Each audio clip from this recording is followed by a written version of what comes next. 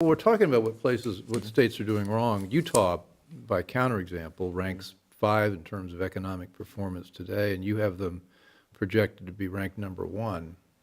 What are they doing right? Well, there's so many things that Utah's doing right. They've been number one for all 12 editions of Rich States, Poor States, actually. Okay. And so a few of the things, and this started years back, is when John Huntsman was governor of Utah, he created a flat tax on personal income, a single rate tax that got the rate down to 5% from 7 or 8% before the reform.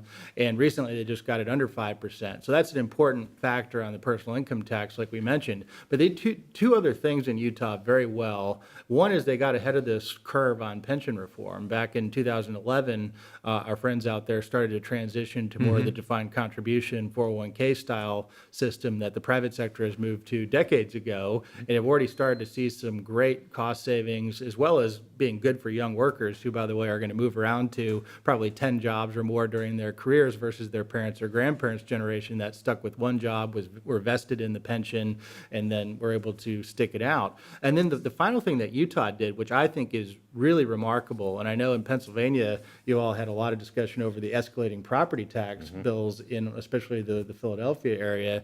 What Utah did was stop what I think is the big culprit on property taxes basically everywhere, and that is the assessment-driven property tax issue, where your local governments, who collect the vast majority of property taxes, as you know, will say, look at you directly in the face, Bill, and say, we just cut your property tax rate. And they did. What they're not telling you is the assessment went up by more than the rate cut. So when you look at your bill and you say, why did my property taxes just go up from last year after you told me you cut my property tax rate?